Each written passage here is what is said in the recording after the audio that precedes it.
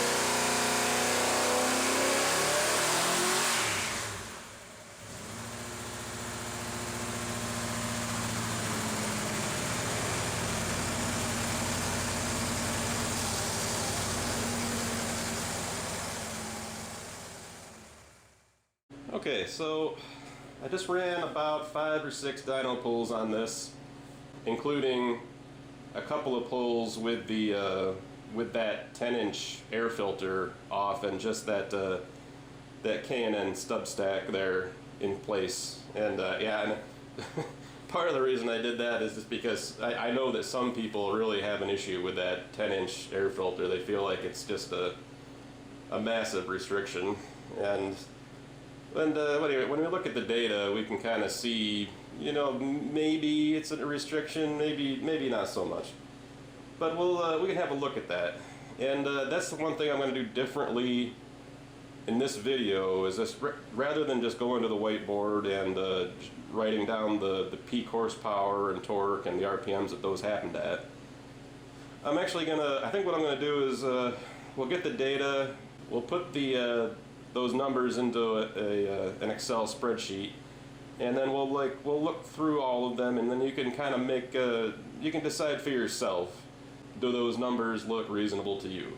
Okay, so I took the 2 best dyno runs that I got, and we'll just look at the best run with the air filter on, and we'll look at the best run with the air filter off. So the way the data is presented here is you got the engine speed in this column, the engine torque in this column, horsepower. That's the air-fuel ratio. This is the temperature of the water coming out of the dyno, and this is the coolant out temperature. So basically, the water temperature coming out of the top of the water net coming out of the intake manifold. And then over here is basically this column here is, well, it's this column times this column divided by 5252, which is how you calculate horsepower. And in a minute I'll just tell you why I have this over here as well as this column here. So let's start, this is basically at the beginning of the pull of the engine with no load on it, so let's scroll down until we start seeing the torque come up, which is right about here.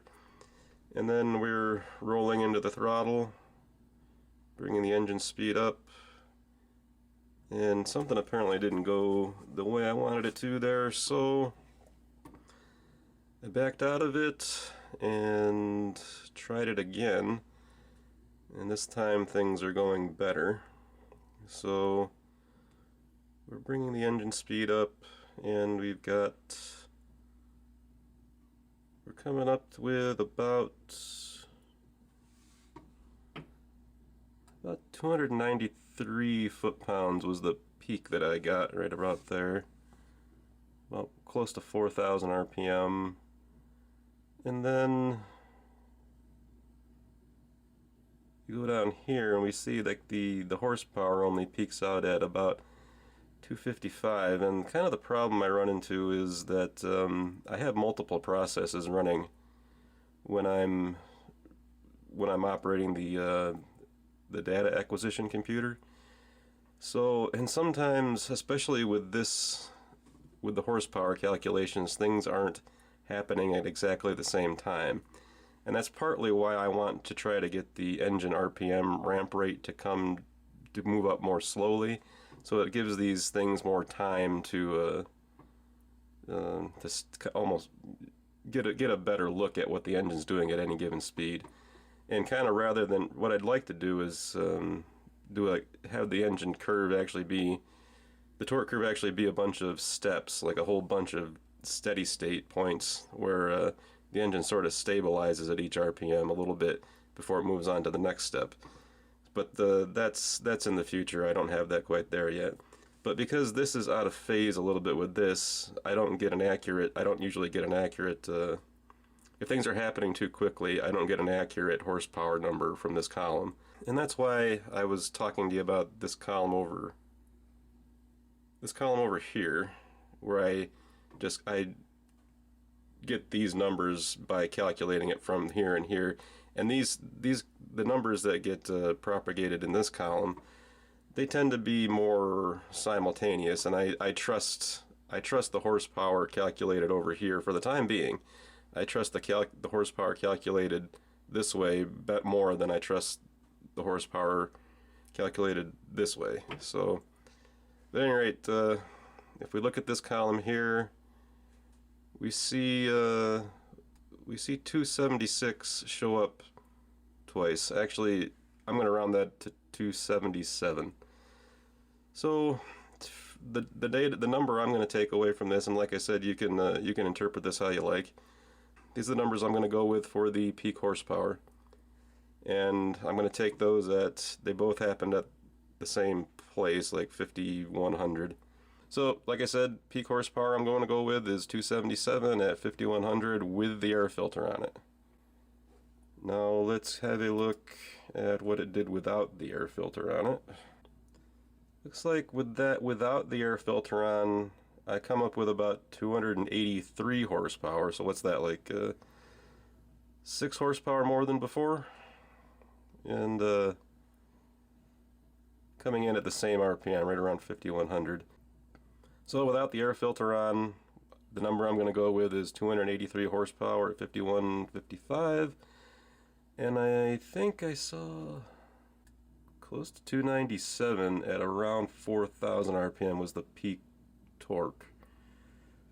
So, okay, so these are the numbers we got. Now the next thing I'm going to do is I have another spreadsheet where I put the last 3 tests together, including the one with the non-HO cam, and we can compare those things together. And the last test I did before with the non-HO cam, the humidity was 59%, the barometer was 30.2, and the temperature was 59. And for this test, it's much cooler outside. We're going into winter, and it's much cooler, and the air is much drier.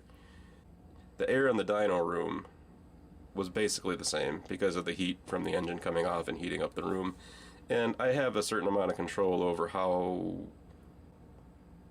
I have more control over how the engine room is cooled in the wintertime than I do in the summertime. So I was able to bring the temperature down about the same, and just coincidentally, the barometer was practically the same. But you can see that with the winter air, we're running into a drier air, so we're at about 32% humidity that day. And this is the coolant temperatures at which the computers recorded peak horsepower. These are the air-fuel ratios at which the computer recorded peak horsepower. And this is the RPM at which peak horsepower occurred, RPM at which peak torque occurred, peak horsepower, and peak torque. So, it looks like from here, maybe that air filter coming off was worth 6 horsepower. Maybe. But let's look what else had changed from that test to this test. The engine was warmer at 188 with the air filter on, and cooler during the test where they had the air filter off. And the air-fuel ratio changed slightly, although I don't think that had much of anything to do with it. And then there's also the issue of just test-to-test variance. I'll go ahead and say, let's just say that it's showing 6. I'll bet the engine coolant temperature changed that slightly. So let's just say that air filter might have been worth maybe 5 horsepower. Let's just say that filter was worth 5 horsepower and maybe 4 foot-pounds of torque. So would I call that air filter a restriction? Well, technically I guess yes, but how much of a restriction is it? And from where I'm standing, it's not very much. And I wouldn't drive my car around on the street without an air filter for 5 horsepower. Now, maybe if I was at the drag strip and my car just ran a 13.000 and I wanted a 12.999, well, sure, I'd probably take the air filter off and cross my fingers and hope that it put my car just across the threshold into the 12s.